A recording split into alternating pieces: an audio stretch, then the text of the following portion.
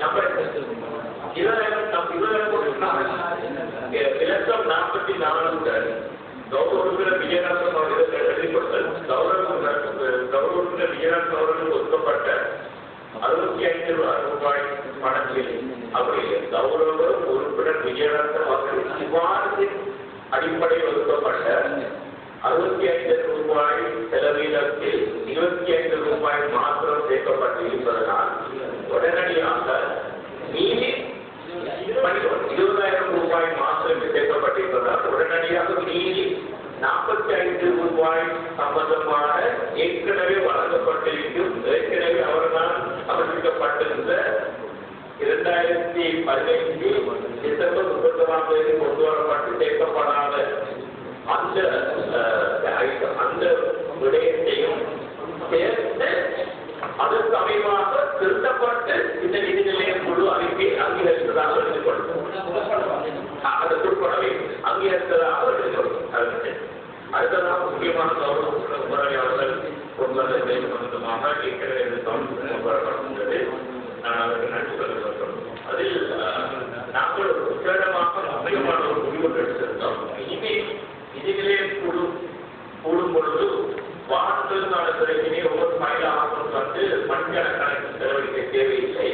அதற்காக விசேட ஒரு குழுவை நாங்கள் நியமித்து அவர்கள் ஒவ்வொரு கோவைகளாக அதை மறுபீடு செய்து அதற்கு பின்பாடு அனுமதிக்கப்பட்ட விடயங்களில் மாத்திரம் நிதி நிலைய குழுவில் சேர்க்கப்பட வேண்டும் என்று நாங்கள் தீர்மானித்திருந்தோம். ஆனால் துரதிருஷ்டவசமாக அது நடைபெறவில்லை. சில வேளைகளில் கடந்த 3 மாதங்கள் இந்த சபை முடிவு என்ற ஒரு மனநிலைமை இருந்ததனால் அதை நடைமுறைப்படுத்துவதில் ஒரு சரியான ஒரு முன்னேற்றம் இருக்கவில்லை என்று நான் நாடுகிறேன். ஆனால் நாங்கள் மகாத்மாக சூழ்நிலையில் இந்த டீசல் பெட்ரோல் சிறப்பாக சுகாதார உள்ள வாகனங்களுக்கு டீசல் அளிப்பது சம்பந்தமாக சில குற்றச்சாட்டுகள் வரப்பட்டிருக்கிறது. இதை தொழில்நுட்பங்களை பயன்படுத்தி தடுப்பதற்கான சில விடயங்களை நாங்கள் செய்து கொண்டு வருகின்றோம். அதில் நான் ஒரு முடிவெடுத்திருக்கின்றேன். இந்த விடயங்களை எடுத்துக்கொள்வதற்கு பிற்பாடு ஒரு நிரந்தரமான ஒரு உத்தியோகர் அந்த டீசல் ஓடர் அல்லது பெட்ரோல் ஓடர் புயல் ஓடரை அங்கே அழைக்கும் பொழுது அந்த உத்தியோகர் போக வேண்டும். ஆனால் எந்த உத்தியோகர் போவார் என்பது நாங்கள் கேட்கக்கூட மாட்டோம். ஒரு பேனலை வைத்துக் கொண்டு கமிஷனர் நான் அல்லது இன்ஜினியர் அந்த பேரை ப்ரொடெக்ட் அனுப்பும். அது மாத்திரமல்ல, இந்த பெட்ரோலுக்கு கொடுக்கப்பட வேண்டிய சில படங்களில் சில தொகையை கொடுத்த உடனடியாக அங்கே கேமரா கொடுக்க வேண்டும் என்று நான் பெட்ரோலின் உரிமையாளர் பேசுகிறேன். ஏனென்றால் மாநகர சபை வாகனம் என நாட்பாடிக்கும் டபுள் கேப் உட்பட மாநகர சபை வாகனங்கள் டீசல் பெட்ரோல் அடித்து கொண்டு வந்தால் அந்த கேப் ரோட்டில் பதிவு செய்யப்பட்டு மீட்டர் பதிவு செய்யப்பட்டு அதனுடைய சில்லை இங்கே எடுத்து நாங்கள் அப்ரூவ் பண்ணக்கூடிய ஒரு சூழ்நிலை இருக்கின்றது. ஏதாவது ஒரு பௌத்தியம் தீவிர சம்பந்தமாக நம்மளுக்கு சந்தேகம் ஏற்பட்டு அதற்கு அந்த செய்யோருடைய பெட்ரோல் அல்லது டீசல் அளிப்பதற்கான கேப் போட்டு சொல்லப்பட்ட அந்த விஷுவல் இல்லாத பட்சத்தில் நாங்கள் அதை தீர்மான மாற்றம் விட்டவர்கள் பார்த்து வரலாம். 1 லட்சம் அல்லது 1.5 லட்சம் தான் அந்த பெட்ரோல் உரிமையாளருக்கு அதற்கான செலவழிக்க வேண்டிய செய்யும்.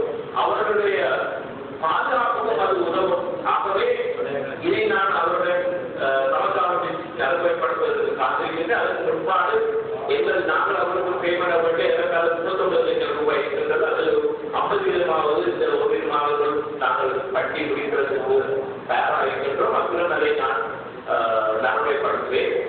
அதற்கு அடுத்ததாக பேராளர்களுடைய கவனத்தில் கொண்டு வருகின்றேன். அடுத்த நிதிக்குழு நிலைய கூட்டத்துக்கு முன்பாக எழுதி கொள்வதற்கு இடமாக அந்த ஏற்கனவே நாங்கள் நியமித்த குழு வாகன சம்பந்தமாக மக்கள் பிரதிநிதி குழு புதிய இன்ஜினியருடன் பேச வேண்டும். அவர்களுக்கு சம்பந்தமான சில விளக்கங்கள் தெரியாமல் இருக்கலாம். அவரை அறிவுறுத்தி ஆனால் அவர்கள் எங்களுக்கு